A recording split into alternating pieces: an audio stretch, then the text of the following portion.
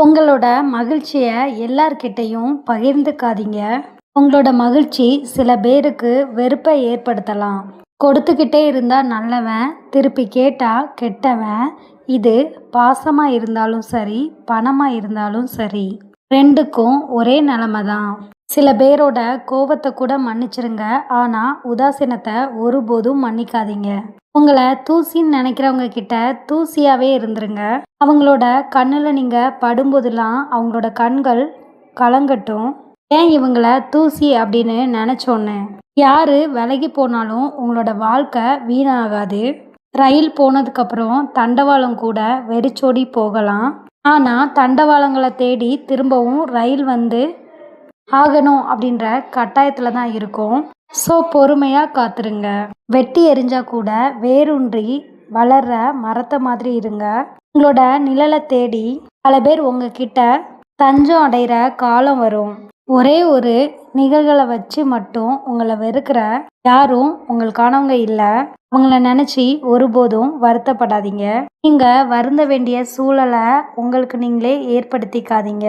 எப்போ நம்மளோட மௌனம் ஒருத்தரை பாதிக்கலையோ அப்பவே புரிஞ்சுக்கோங்க அவங்களுக்கு நம்ம முக்கியமானவங்க இல்லை அப்படின்னு. சில நேரத்தில் மற்றவங்க என்ன நினைப்பாங்க அப்படின்னு யோசிச்சு குழம்புறதை விட உங்ககிட்ட பேசி தெளிவுபடுத்திக்கிறது ரொம்ப நல்லது. வாழ்க்கையில என்னைக்குமே தூக்கி போட்டவங்கள நினைக்காதீங்க, தூக்கி விட்டவங்கள மறக்காதீங்க. நீங்க மற்றவங்க கிட்ட இருந்து தனித்து இருக்கணும் அப்படின்னா நேர்மையாகவும் உண்மையாகவும் இருந்தாலே போதும். தானாவே அவங்க உங்களை ஒதுக்கி வச்சிருவாங்க. வார்த்தையோட மதிப்பு தெரிஞ்சவங்க கிட்ட வாதம் செய்யுங்க. வார்த்தைகளால வாதம் செய்கிறவங்க கூட மௌனமாக இருங்க. வாழ்க்கையில் சில பேரை மன்னிச்சு, சில பேரை கடந்து, சில பேரை மறந்து, சில பேரை ஒதுக்கி வச்சிருங்க. ஆனால் யாரையுமே தூக்கி மட்டும் சுமந்துடாதீங்க. இந்த மாதிரி நடந்துக்கிட்டிங்கன்னா உங்களோட வாழ்க்கை கண்டிப்பாக ஒரு சுமையாக மாறிடும். மற்றவங்கள குறை சொல்கிற அளவுக்கு யாருமே இங்கே முழுமையானவங்க இல்லை அப்படின்றத குறை சொல்கிறவங்க கிட்ட சொல்லிடுங்க. மனுஷன் கடைசியாக இறக்குறதுக்கு முன்னாடி இடையில மனசால பல முறை இறந்து தான் போகிறான். சில நேரம் சில மனுஷங்களால், சில நேரம் சில மாற்றங்களால். நம்மளோட வாழ்க்கையில் நம்ம பெரிய தப்பு பண்ணிகிட்ருக்கோம். அது என்னன்னா நம்மளாவே கற்பனை செஞ்சுட்டு மற்றவங்க மேலே அளவு கடந்த அன்பை வைக்கிறது தான்.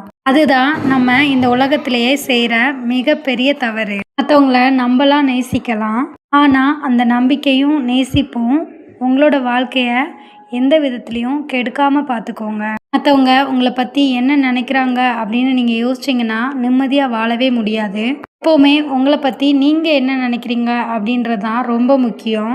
அது மட்டும் இல்லாமல் உங்களை பற்றி உங்களுக்கு எப்போவுமே தெரியும். நீங்கள் கரெக்டாக தான் இருக்கீங்க, கரெக்டான பாதையில் தான் போகிறீங்க அப்படின்னு உங்களோட மனசு என்ன சொல்லுதோ அதை மட்டும் கேட்டு நடங்க. கண்டிப்பாக உங்களோட வாழ்க்கை ரொம்ப சிறப்பாக இருக்கும்.